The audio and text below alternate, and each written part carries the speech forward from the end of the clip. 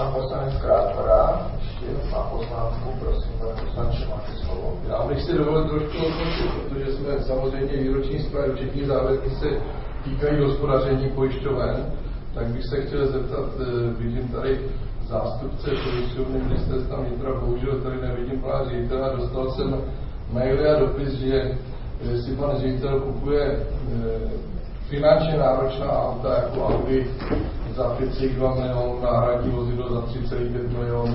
Tak chci vidět, jestli je to pravda nebo není pravda, nebo co na tom je a jak je to v souladu s hospodařením pojišťovny ministerstva vnitra, jestli mi někdo může odpovědět.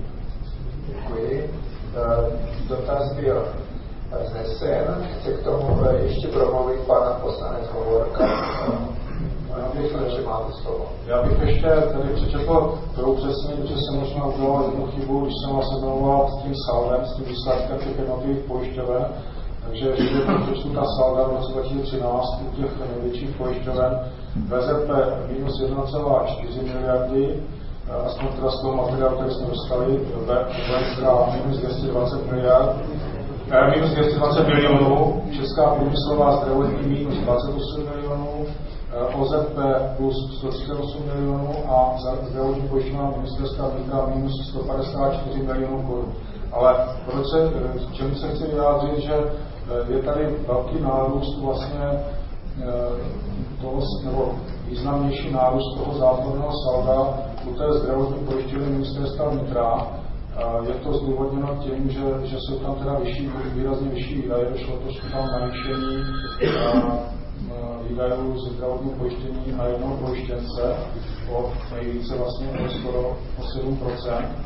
A i v těch plánech, které byly předložené, když jsem to srovnával se zdravotním pojistným plánem na rok 2013 a potom se zdravotním pojistným plánem na rok 2014, tak bylo plánováno na rok 2013 záporné saldo minus 1,45 miliardy korun a na rok 2014 bylo plánováno záporné saldo 1,18 miliardy korun. Tak jestli by, když se budeme vysvětlovat k tomu, proč to takto je, abychom třeba věděli. Děkuji. Děkuji. A teď tedy vyjádření ze strany ministerstva vnitra. Je tady někdo? Pojišťovny ministerstva vnitra. Ne, není tady, takže se vás zřejmě nedočkáme. Má někdo hlásí se? Pardon, já jsem vás neviděl. Prosím, pojďte, můžete jít k pultu, já vám dám slovo. Máte slovo.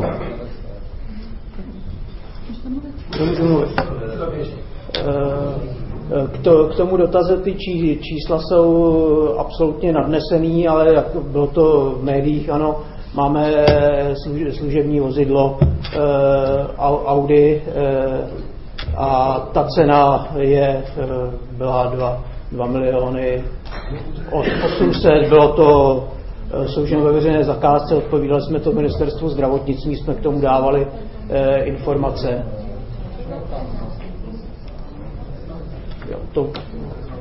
To nemá cenu popírat, to tak je, ale nijak to neovlivňuje hospodaření zdravotní pojišťovny ministerstva vnitra.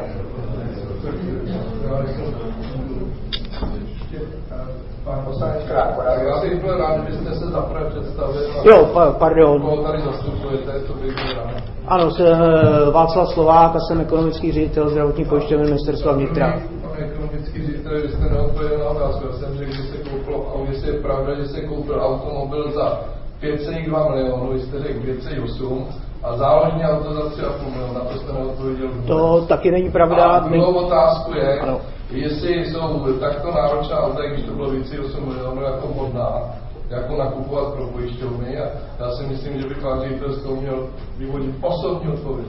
Děkuji. Tak, na tu první otázku to jsem odpověděl, že tedy 2,8 a není žádné záložní vozidlo. To druhé vozidlo, o kterém se hovoří, to je bývalé vozidlo, kterým jezdil pan generální ředitel a v současnosti s ním jezdí konkrétně já, tedy ekonomický ředitel. Tak. Jo, ale je to vozidlo náhrada a v podstatě je vozidlo. Já jenom doplňující otázku, a takhle vozidla za 500 000 až milion vám nestačí ty pojišťovny ministerstva vnitra nakoupit třeba Superba v plný výbavě za 1 100 000 a kdybyste reklamovali českou značku, kdybyste 2 miliony ušetřili. To by nebylo dobré.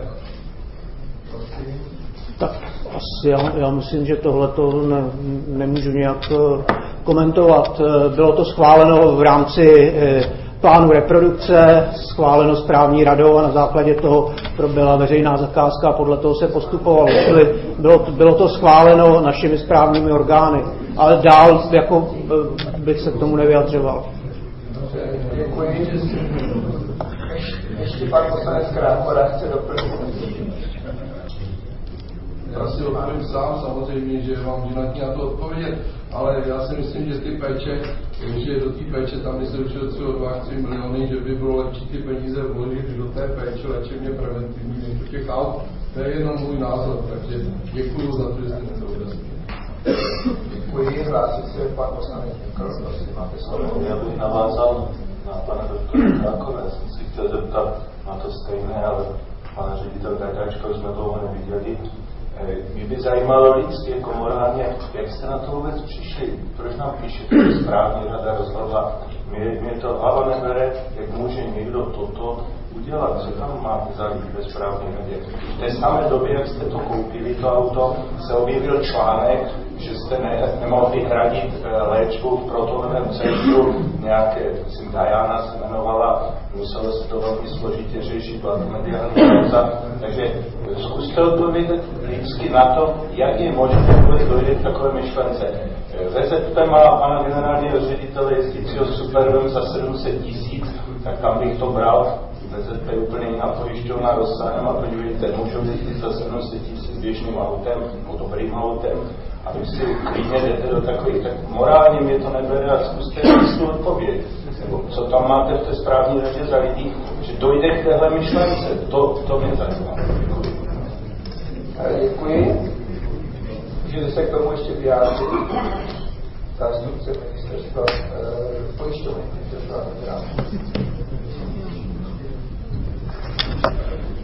Já nevím, co bych blíž k tomuhle toho mohl říct. Jo. To vyjádření, tak jak jsem ho poskytnul, co blíž k tomu můžu říct. Proběhlo to tak, jak jsem popsal, a nijak to neohrožuje náklady na zdravotní péči. Je to zcela jiný fond s úhradou protonové léčby a podobně, to nemá absolutně nic společného. To je základní fond zdravotního pojištění. Tam jako pojišťovna hradíme všechny svoje závazky bez problémů vůči všem poskytovatelům a jsme pojišťovna mezi poskytovateli uznávaná bez problémů, takže to nemá s úhradou za zdravotní péči nic společného.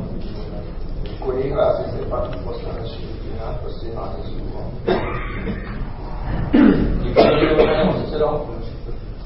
Já jsem se nechtěl původně hlásit, protože si myslím, že ta zpráva, kterou přednesl pan poslanec Hovorka, to, co říkal pan ministr, pan ředitel VZP, tak byla naprosto správná, souhlasná. Ale když jsem tady jako pojištěnec ministerstva vnitra od samého počátku začal vnímat názory kolegů z koalice, a musím říct, že nebývá zvykem, že opozice zpravidla tedy podporuje koalici, tak v tomto případě ji plně podporili. Protože takovéto hospodaření se mně vůbec jako pojištěnci ministerstva vnitra nelíbí. Já vím, že to není jednoduché pro pana ekonomického ředitele se k tomu vyjádřit, ale já budu skutečně zvažovat, jestli při takovémto hospodaření se nepřihlásím k jiné pojišťovně, protože jsem dobrým pojištěncem, moc nejsem nemocný naštěstí, asi mě má pán Bůh. Ale takto se asi nehospodaří. Já vím, že nemáte na to jinou odpověď, ale myslím, že to, co řekla jak kolega Koskuba, tak kolega je naprosto správné a takto se prostě hospodařit nedá.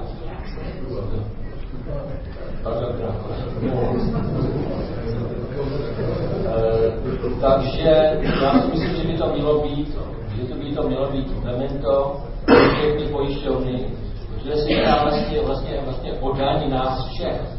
My budeme hovořit ještě o správě z Kodaně, kde nejsou zdravotní pojištění a funguje to náramně. Takže když potom bychom takto hospodařili, tak si můžeme klát otázku, jestli vůbec ty pojišťovny mají smysl, když si kupuje pan ředitel jenom za 5,1 miliardy auto, když třeba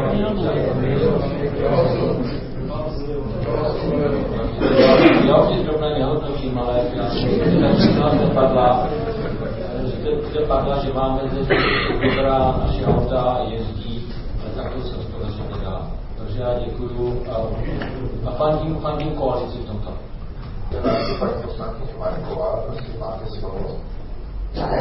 Děkuji za slovo, dámy a pánové. Já bych, nechci nějak zlehčovat debatu na téma drahých ředitele,